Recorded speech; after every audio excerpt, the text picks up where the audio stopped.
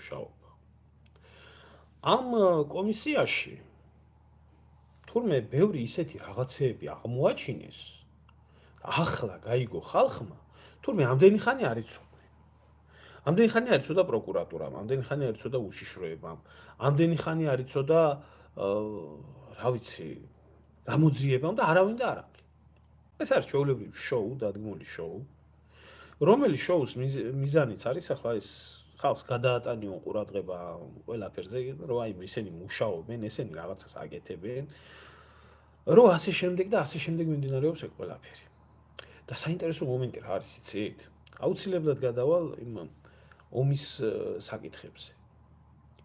ახლა გებულობს თურმე წულუკიანი, ახლა გებულობს თურმე ზოგ-ზოგი ერთი იქაური მესვეურები, რომ კიდე სუბარი და კიდე ისინი რომ ნაციონალურმა მოძრაობამ ესა რა ქვია იქ სტრასბურგში რო ეს გააკეთა საკუთარი ჯარისკაცები რო დაადანაშაულა სამშობლოს ღალატში ამდენი სასამართლოები რო იყო და ტყილა უბრალოდ რომ გააქრო ეს დოკუმენტაცია, რომელი არა მარტო დოკუმენტაცია, ეს ფაქტობრივი მტკიცებულებები, ისკანდერის გამოყენების და ასე შემდეგ.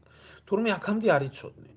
კი, მაგრამ სააკაშვილის გამოსვლაც არ იყო პირდაპირ ეთერში და არ ამბობდა სააკაშვილი იმას, რომ დიახ, მე გავეცი ბრძანება ცხინვალზე შეტევისთვის, რომ აგვეღო ცხინვალი და მისი მიმდებარე ტერიტორიები, მე სხვებს რო აბრალებდნენ ვიღაცა ომის დაწყებაო, ამან თქვაო, იმან თქვაო და ასე შემდეგ.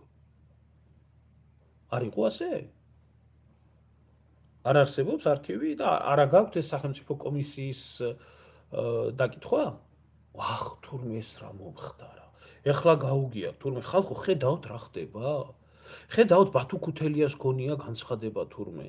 ხედავთ თურმე როგორ დაუმალია ნაცებს თურმე რომ 2008 წლის 10 აგვისტოს ჰქონდათ ბრძანება ცეცხლის შეწყვეტაზე გაცემული, მაგრამ ცეცხლის შეწყვეტის ბრძანება მაშინ გაცეს, როცა ჩაყრილი იყო, რა ქვია, ქართულში ერაღებული ძალები უკვე ნიანგის ხახაში. რითაც კაპიტულაციას მოაწერეს პრაქტიკულად ხელი, მაგრამ ის გაცემული ბრძანება სანამ დავა იქამდე რომ ცეცხლი რეალურად შეწყდეს, რამდენი ხანი უნდა მაგას? ანუ ქართულ ჯარს რეალურად 2008 წლის 10 აგვისტოს მერე ცეცხლის გახსნის უფლება არ ჰქონდა, იმიტომ რომ ბრძანება იყო გამოცემული. და 11 აგვისტოს რომ მოხდა რა ქვია, შინდისის ბრძოლა და სხვა უამრავი უბედურებები. ამ დროს ჯარისკაცებს ეკრძალებოდა ცეცხლის გახსნა.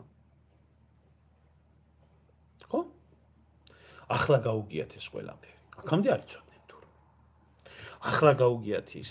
ახლა გაუგიათ საინტერესო მომენტი რა არის კიდე იცი? ახლა გაუგიათ თურმე რომ არასამთავრობო ორგანიზაციები, მათ შორის ქართული არასამთავრობო ორგანიზაციები საქართველოს სახელმწიფოს და ქართულ ჯარს ადანაშაულებდნენ ემაში რა ქვია ოსების გენოციდში. საიამაია და ამნაირის რა ქვია ფუჩუკუტუ ორგანიზაციები. კი, მაგრამ ვინ ამფინანსებდა ამ ფუჩუკუტუ ორგანიზაციებს? ამერიკელები ხო არ აფინანსებდნენ? შემთხვევით სტრასბურგში ევროპელები ხო არ ითხოვდნენ და დასავლეთი ხო არ ითხოვდა, რომ აეღიარებია საქართველოს მისი ნებით, მისი ნებაყოფილობით აეღიარებია, რომ თვითონ იყო ყველაფერში დამნაშავე რუსეთთან, მათ შორის სამხედრო დანაშაულებებში ვინ შეიტანა ეს რეზოლუცია? მე შევიტანე? ვინ მოთხოვა ნაციებს ამაზე ხელი რომ მოეწერათ? რომელზეც მოაწერეს თვითონაც ხელი, ისინი მოღალატეები არიან. არ იყო ეს დასავლეთის მოთხოვნა საქართველოს დადანაშაულება? მაინტერესებს ტალიავინის კომისია, ასევე რომელიც ევროკავშირის იყო, არ დაადანაშაულა საქართველოს ომის დაწყებაში? ეს ჩვენმა მოკავშირეებმა ახლა რო ყველა გვასწავლის თურმე რუსეთი რო ოკუპანტია და რუსეთი რო დამხრობელი, რატო დაგავიწყდეთ ეგ ყველაფერი? რატო დაგავიწყდეთ ეგ ყველაფერი? რატო არ გახსოვთ?